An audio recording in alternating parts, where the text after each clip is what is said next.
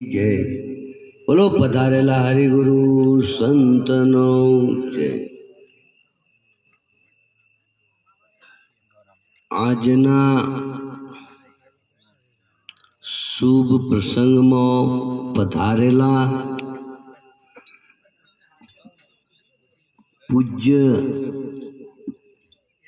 વંદનીય શુક્રગીરી મહારાજ, सुखदेव महाराज के गुरु बिना ज्ञान ना उपजे, गुरु बिन मिले न भेद,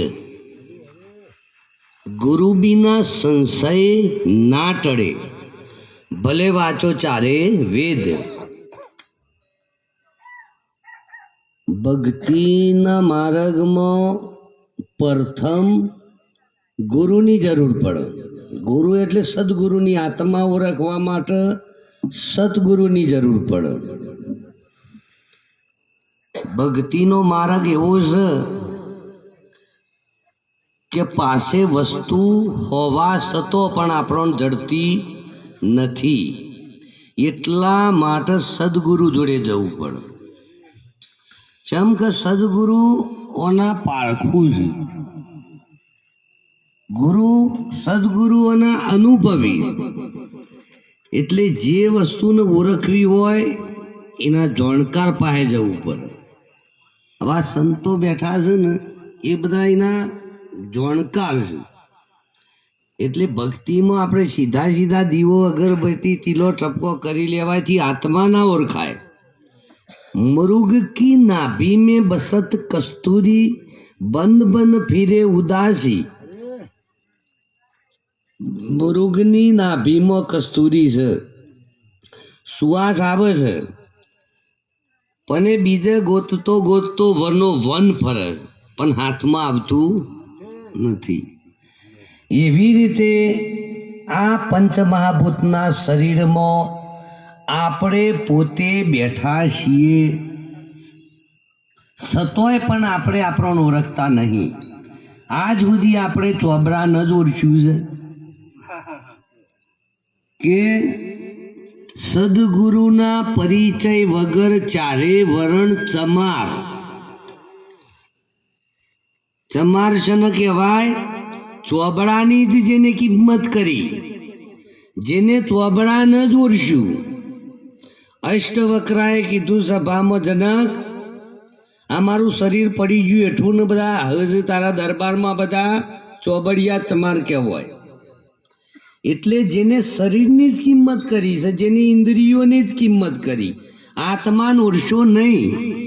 एटला माटे कीधुं संतोए के सदगुरुना परिचय विना चारे वरण चमार। आपणे आपणोने तो ओळखता नहीं अने आपणे दुनिया ओळखवा નીકળ્યા છીએ, આપણે ભગવાન ઓળખવા નીકળ્યા છીએ। પણ પહેલા વિચાર તો કરો કે આ શરીરમાં, આ માટીના બંગલામાં કોણ બોલી રહ્યો છે, ચો રહીને બોલી રહ્યો છે ને આપણું ચો ઠેકવાનું છે। અને સંતોએ નક્કી વાત કરી છે કે આખા શરીરમાં આ બધા જે સંતો બોલ્યા એવું જુદું જુદું નથી, પણ શબ્દોમાં આપણને ખબર નહીં પડતી એટલે આ બધું મોટું લાગે છે। આપણને તઈના ઓઠે ડુંગર છે કે ગોકુળ જોવા અમે જો તો શેર જોયું ફરી, ઠરીને ઠેકોણા તાને નેણે નિરખ્યા હરી। એ જોગા यही अणियारो, सफेद वर्ण में मारो श्याम विराजे। संतोए कीधुं के गगन मंडलना गोखमो सुघरे सुघरे शोधीन मोखण खाया अन सासे जगत भरमाया। पण मोखण चो छे? गगन मंडल में।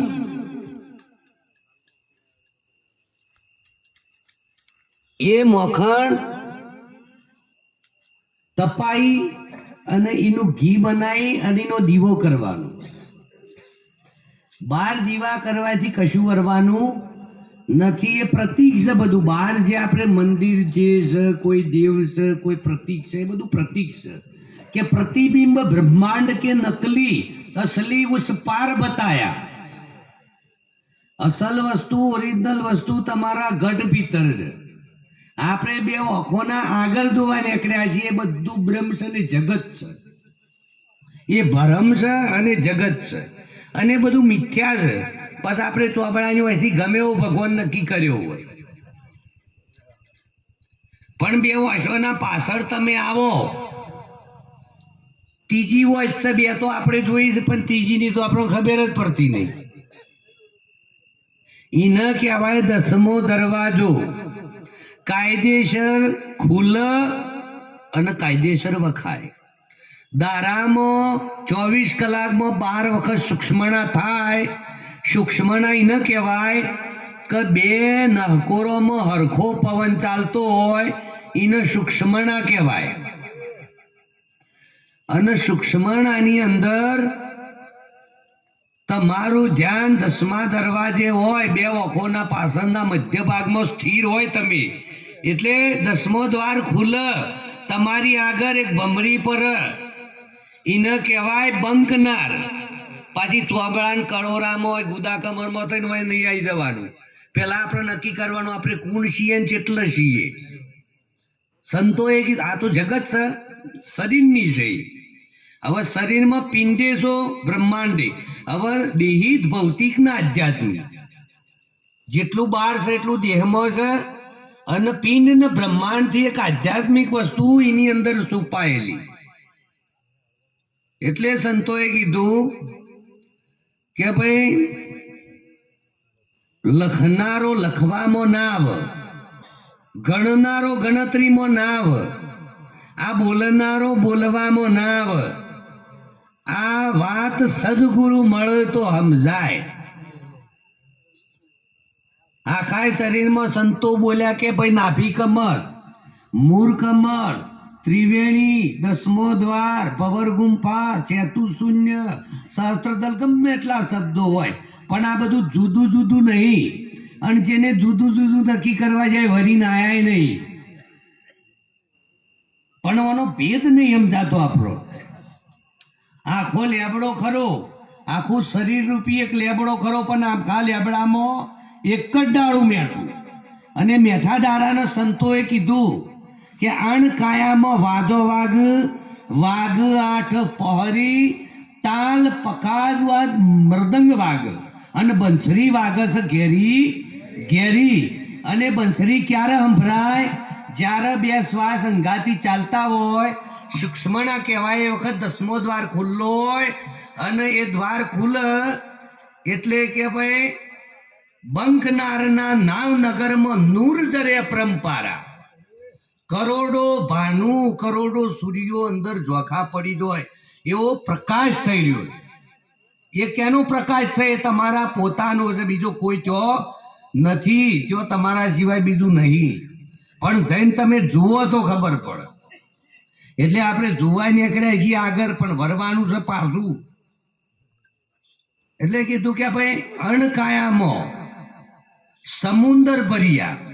આ કાયામાં સમુદર ભર્યો, 900 નદીઓ ઘેરી, કોરે મોરે ખારો રત્નાગર, અને વચમાં સમરથની લેરી.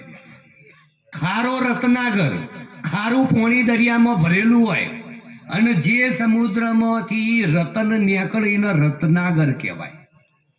અને રતન કને ખોર્યું કે પાયોજી મેને રામ રતન ધન. પાયો આ શરીરમાં રામ, રતન ને ધન ત્રણેય વસ્તુ એક જ છે. એને કહેવાય સત્યમ, શિવમ, સુંદરમ. આ ત્રણેય એક જ છે, ત્રણ નહીં. એવું આ પંચમહાભૂતના પૂતળામાં એક એવું સ્થાન છે, એક એવું ઘર છે. એ ઘરમાં જેને કહેવાય કે અજર અમર ઘર પાયા, સાધુભાઈ અજર અમર ઘર પાયા.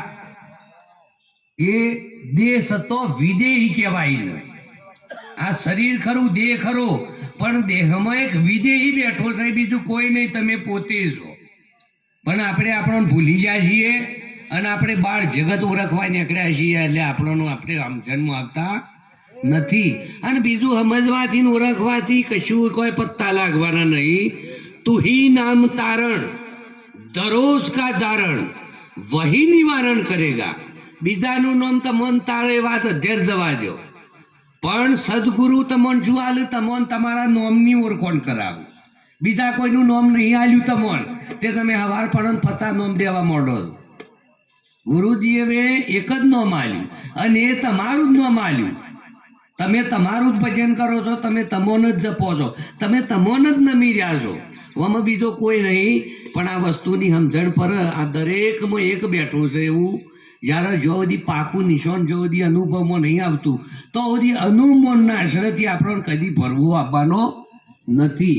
એટલે એને નક્કી કરવા માટે કોઈ સદગુરુ શરણે જા તારું